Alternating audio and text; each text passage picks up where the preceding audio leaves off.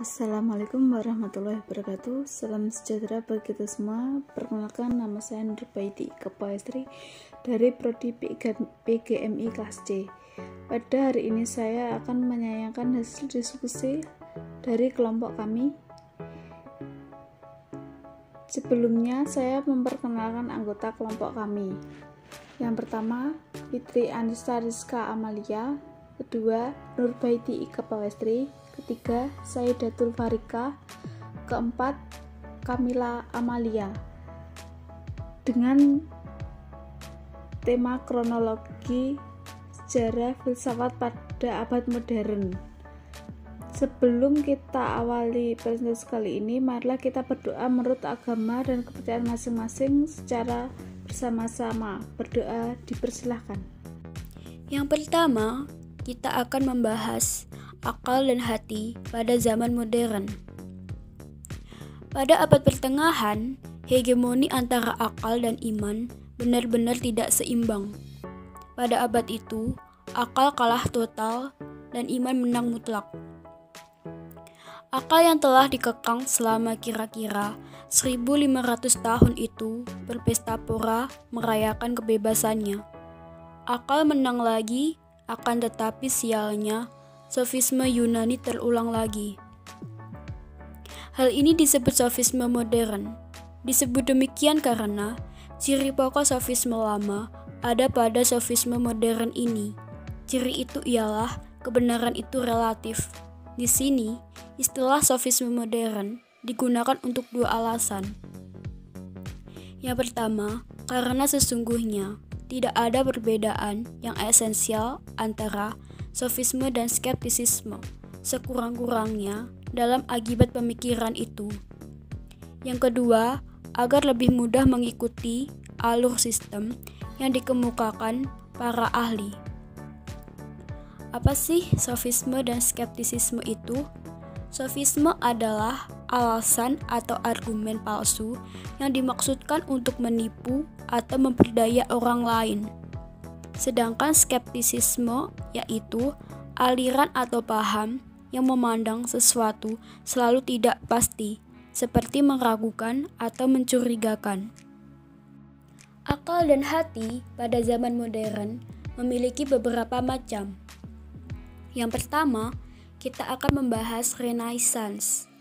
Renaissance merupakan istilah dalam bahasa Prancis. Dalam bahasa Latin, re dan nasci berarti lahir kembali atau rebirth. Istilah ini biasanya digunakan oleh sejarawan untuk menunjuk berbagai periode kebangkitan intelektual, khususnya yang terjadi di Eropa dan lebih khusus lagi di Italia, sepanjang abad ke-15 dan abad ke-16. Berkembangnya penelitian empiris merupakan salah satu ciri Renaissance. Oleh karena itu, ciri selanjutnya adalah munculnya sains. Perkembangan sains ini dipacu lebih cepat setelah Descartes berhasil mengumumkan rasionalismenya. Yang kedua adalah rasionalisme. Rasionalisme adalah paham filsafat yang mengatakan bahwa akal atau reason adalah alat terpenting dalam memperoleh pengetahuan dan mengetes pengetahuan. Rasionalisme ada dua macam, yaitu dalam bidang agama dan dalam bidang filsafat. Dalam bidang agama, rasionalisme adalah lawan otoritas. Rasionalisme dalam bidang agama biasanya digunakan untuk mengkritik ajaran agama. Sedangkan dalam bidang filsafat, rasionalisme adalah lawan empirisisme. Rasionalisme dalam bidang filsafat terutama berguna sebagai teori pengetahuan. Tokoh besar dalam filsafat rasionalisme adalah Descartes, Spinoza, dan Leibniz. Yang ketiga adalah idealisme objektif. Idealisme adalah doktrin yang mengajarkan bahwa hakikat dunia fisik hanya dapat dipahami dalam kebergantungannya pada jiwa dan roh. Istilah ini diambil dari idea, yaitu sesuatu yang hadir dalam jiwa. Idealisme mempunyai argumen epistemologi tersendiri. Oleh karena itu, tokoh-tokoh teisme yang mengajarkan bahwa materi bergantung pada spirit tidak disebut idealis karena mereka tidak menggunakan argumen epistemologi yang digunakan oleh idealisme. Mereka menggunakan argumen yang mengatakan bahwa objek-objek fisik tidak dapat dipahami terlepas dari spirit. Tokoh besar dalam filsafat idealisme objektif adalah Fichte, Schelling, dan Hegel. Yang keempat adalah idealisme teis. Tokoh besar dalam filsafat idealisme teis adalah Pascal dan Immanuel Kant. Yang pertama, kita akan membahas Pascal. Pascal lahir pada tahun 1623 dan meninggal pada tahun 1662. Kesimpulan filsafat Pascal antara lain, pengetahuan diperoleh melalui dua jalan, yaitu akal dan hati. Kedua, hati memiliki logika tersendiri. Ketiga, unsur terpenting dalam manusia ialah kontradiksi. Keempat, Tuhan juga tidak dapat dipahami melalui argumen metafisika. Dan terakhir, Tuhan hanya dapat dipahami melalui hati.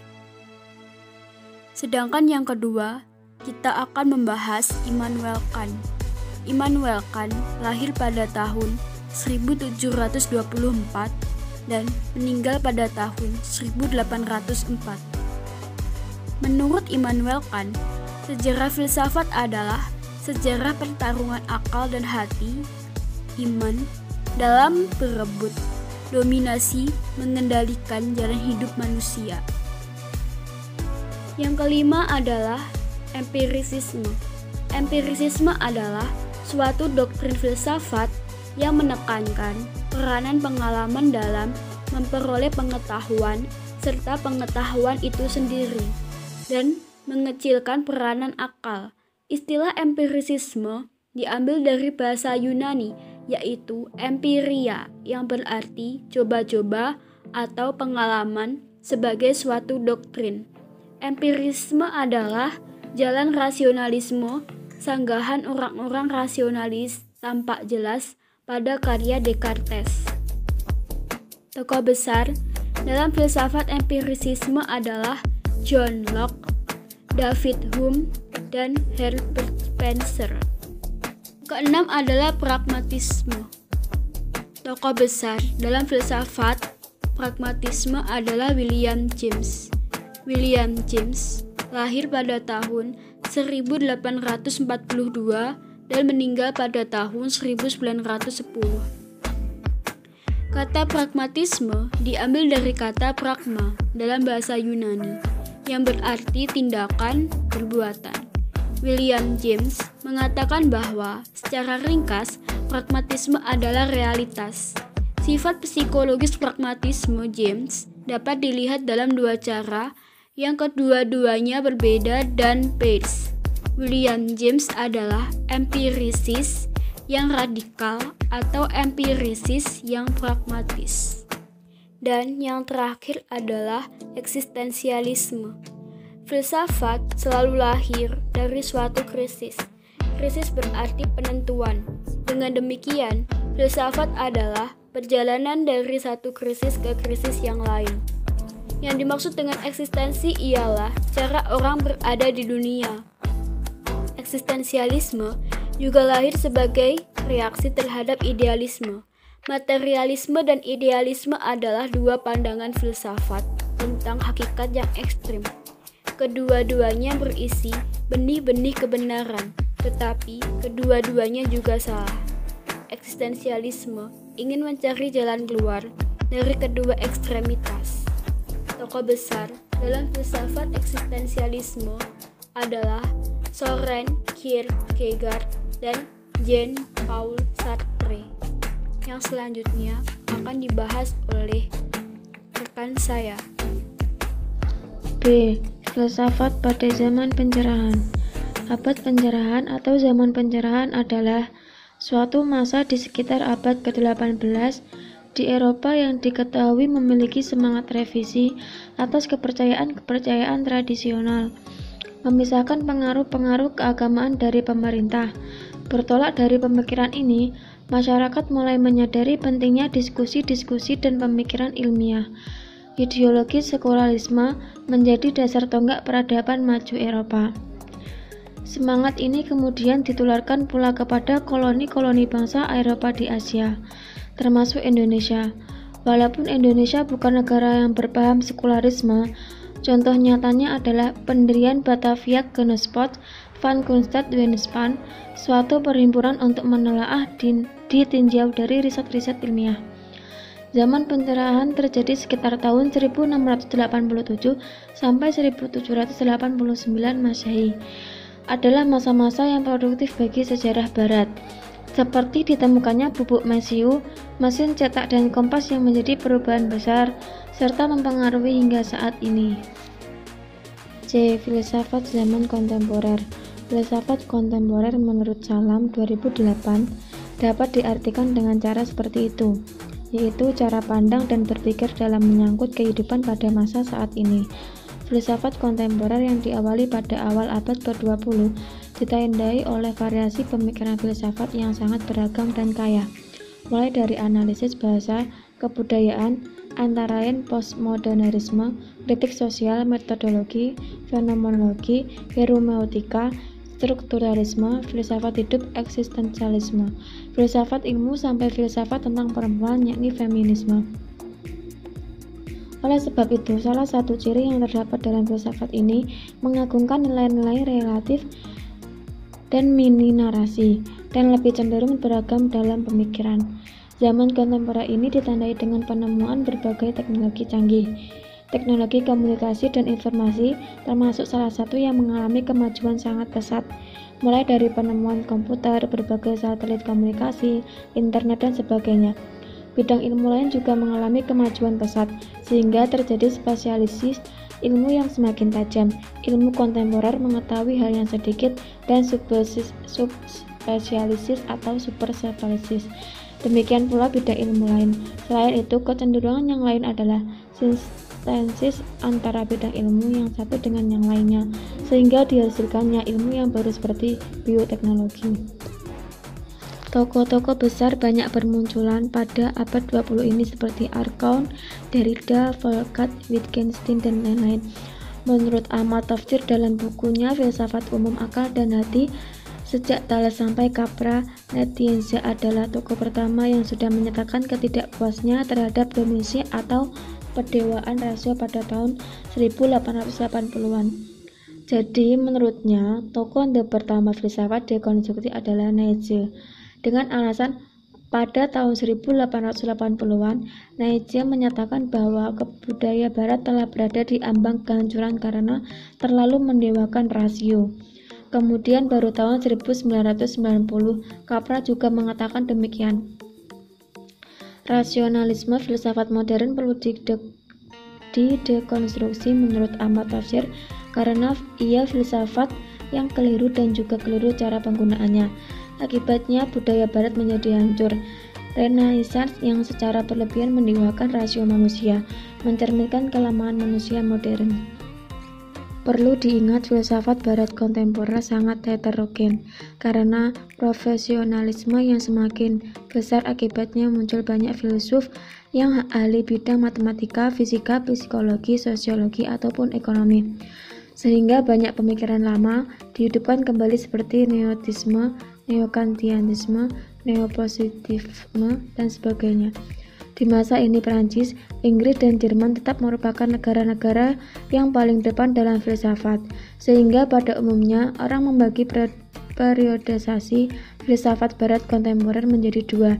Pertama, filsafat kontinental meliputi Prancis dan Jerman. Kedua, filsafat Anglo-Sakson meliputi Inggris. Aliran-aliran yang muncul pada abad ini adalah pragmatisme, yatilisme, fenomenologi, eksistensialisme, filsafat analitis, filsafat bahasa, strukturalisme, dan postmodernisme. Perkembangan filsafat barat kontemporer. Filsafat berasal dari Greek, berasal dari kata philos yakni cinta, sopsos yakni kebijaksanaan, tahu dengan mendalam hikmah. Filsafat menurut Trump ingin tahu dengan mendalam yakni cinta pada kebijaksanaan.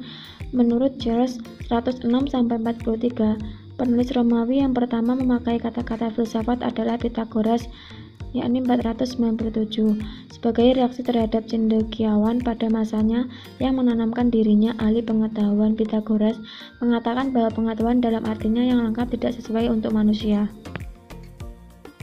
Filsafat kontemporer yang diawali pada awal abad ke-20 ditandai oleh variasi pemikiran filsafat yang sangat beragam dan kaya, mulai dari analisis bahasa, kebudayaan, antara lain postmodernisme, kritik sosial, metodologi, fenomenologi hermeneutika, strukturalisme, filsafat hidup, eksistensialisme, filsafat ilmu, sampai filsafat tentang perempuan, feminisme.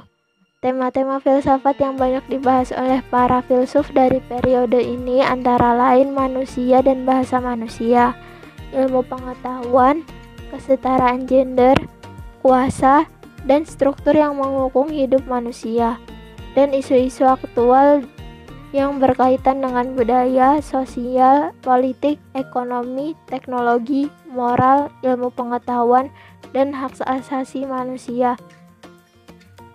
Ciri lainnya adalah filsafat dewasa ini ditandai oleh profesionalisasi disiplin filsafat. Maksudnya, para filsuf bukan hanya profesional di bidang masing-masing, tetapi juga mereka telah membentuk komunitas-komunitas dan asosiasi-asosiasi profesional di bidang-bidang tertentu, berdasarkan pada minat dan keahlian mereka masing-masing. Sejumlah filsuf sebagai filsuf-filsuf kontemporer antara lain Wilhelm Diddley, Edmund Husserl, Henry Bergson, Ernst Cassirer, Bertrand Russell. Di samping teori mengenai fisika, teori alam semesta, maka zaman kontemporer ini ditandai dengan penemuan berbagai teknologi canggih. Teknologi komunikasi dan informasi salah satu yang mengalami kemajuan sangat pesat, mulai dari penemuan komputer, berbagai satelit komunikasi, internet, dan lain sebagainya. Bidang ilmu lain juga mengalami kemajuan pesat, sehingga terjadi spesialisasi-spesialisasi ilmu yang semakin tajam. Ilmuwan kontemporer mengetahui sedikit tetapi secara mendalam. Ilmu kedokteran semakin menajam spesialis dan subspesialis. Ciri filsafat kontemporer adalah sebagai reaksi dari berkembangnya filsafat modern yang semakin melenceng. Pemikiran kontemporer ini berusaha mengkritik logosentrisme filsafat modern yang berusaha menjadikan rasio sebagai instrumen utama. Perkembangan filsafat kontemporer berada dalam dua jalur, yakni filsafat holistik dan filsafat dekonstruksi. Contoh perkembangan ilmu di zaman kontemporer. 1. Teknologi rekayasa genetika. Salah satu bentuk perkembangan ilmu zaman kontemporer yang sangat masyhur adalah di bidang rekayasa genetika, berupa teknologi cloning. 4 tahun kemudian, pada tanggal 23 Februari 1997, Dr. Ian Wilmut dari pertama dengan kelahiran domba yang diberi nama Dolly. Teknik yang digunakan oleh Dr. Wilmut dikenal dengan ahli inti sel somatik. 2. Teknologi informasi. Pada tahun 1937, seorang insinyur Amerika yang bernama Howard Aiken merancang IBM Mark VII yang merupakan nenek moyangnya komputer mainframe saat ini. Komputer tersebut menggunakan tabung volume dan elektromekanikal dan bukan tombol-tombol elektronis. Komputer telah mengubah wajah peradaban barat modern secara drastis sejak tahun 80-an. Pada awalnya, komputer dikenal sebagai otak elektronis yang mampu melakukan bermacam-macam kegiatan dengan tingkat kesulitan yang berbeda-beda. 3. Santri, priayi, dan abangan. Dalam kajian ilmu sosial keagamaan di Indonesia, penelitian Clifford Geertz yang dalam versi aslinya berjudul The Religion of Java merupakan salah satu bahasan yang menarik. Arti penting dari karya Geertz, The Religion of Java, adalah sumbangannya kepada pengetahuan kita mengenai sistem-sistem simbol, yaitu bagaimana hubungan antara struktur sosial yang ada dalam suatu masyarakat dengan mengorganisasikan dan perwujudan simbol-simbol, dan bagaimana para anggota mewujudkan adanya integrasi. Aliran-aliran dalam filsafat barat kontemporer. 1. Pragmatisme. Di Amerika Serikat, aliran pragmatisme mendapat tempatnya yang tersendiri di dalam pemikiran filsafat. William James adalah orang yang memperkenalkan gagasan-gagasan pragmatisme kepada dunia. Aliran pragmatisme mengajarkan bahwa yang benar ialah apa yang membuktikan dirinya sebagai benar dengan perantaraan akibat-akibatnya yang bermanfaat secara praktis. 2. Vitalisme. Akibat dari perkembangan ilmu pengetahuan dan teknik di awal abad 20 mengakibatkan perkembangan industrialisasi yang cepat pula, sehingga menjadikan segala pemikiran diarahkan pada hal-hal yang bersifat bendawi saja. Baik jagat raya maupun manusia dipandang sebagai mesin yang terdiri dari banyak bagian yang masing-masing menempati tempatnya tersendiri. Fenomenologi. Menurut Salam, fenomenologi adalah studi tentang fenomenon. Kata ini berasal dari bahasa Yunani painein, berarti menunjukkan. Dari kata ini timbul kata phenomenon yang berarti muncul dalam kesadaran manusia. Tokoh-tokohnya adalah Edmund Husserl dan Max Keller. Contohnya adalah kejadian siang dan malam. 4. Eksistensialisme. Kata eksistensi berasal dari kata ex, keluar, dan sistensi yang diturunkan dari kata kerja sisto, berdiri, menempatkan. Jadi eksistensialisme dapat diartikan manusia berdiri sebagai diri sendiri dengan keluar dari dirinya. Tokoh-tokohnya adalah Jean-Paul Sartre, Gabriel Marcel. 5. Filsafat analitis. Aliran filsafat analitis ini pertama muncul di Inggris dan Amerika Serikat sejak tahun 1950. Filsafat analitis sering juga disebut filsafat bahasa. Filsafat ini merupakan reaksi dari idealisme, khususnya neo-hegelianisme di Inggris. Tokoh-tokohnya adalah Bertrand Russell, Ludwig Wittgenstein, Gilbert Ryle, John Langsau Austin. Yang keenam, strukturalisme. Strukturalisme muncul di Prancis pada tahun 1960-an, dikenal juga dengan linguistik, psikiatri, dan sosiologi. Strukturalisme pada dasarnya menegaskan bahwa masyarakat dan kebudayaan memiliki struktur yang sama dan tetap. Tokoh-tokohnya adalah Levi Strauss, Jacques Lacan, Mikhail Foucault. 7. Postmodernisme. Aliran postmodernisme ini muncul sebagai reaksi terhadap modernisme dengan segala dampaknya. Pengertian postmodern bukan sesuatu yang baru dalam filsafat. Lyotard menjadi orang pertama yang mengintroduksikan istilah ini ke dalam filsafat. Tokoh-tokohnya adalah Jean-François Lyotard. Pilar-pilar filsafat kontemporer. Filsafat telah melahirkan apresiasi dan respon yang besar dalam sejarah pemikiran dan memunculkan pilar-pilar filsafat kontemporer. Pilar yang pertama adalah etika, di mana merupakan hasil dari refleksi moralitas yang kemudian melahirkan aliran-aliran filsafat yang dikembangkan oleh para filosof. Pilar yang kedua adalah fenomenologi dengan tokoh sentralnya Edmund Husserl pada tahun 1859 sampai 1938. Fenomenologi merupakan salah satu dari arus pemikiran yang paling berpengaruh pada abad ke-20. Secara umum, fenomenologi lahir dari persoalan fenomena yang dibawa ke ruang publik pertama kali oleh Hegel dengan roh absolutnya. Pilar yang ketiga adalah eksistensialisme.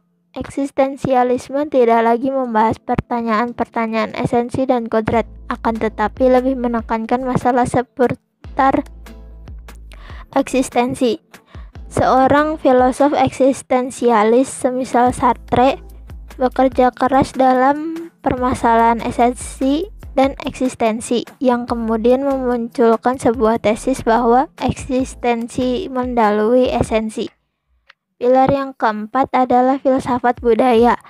Jika dilihat dari sudut pandang filosofis, akan melahirkan dimensi subjektif dan objektif, di mana dimensi subjektif adalah daya yang menjadikan produk alam menjadi produk yang lebih baik, sedangkan dimensi objektif adalah hasil dari kegiatan daya tadi. Terima kasih buat kalian yang telah menonton video ini sampai habis.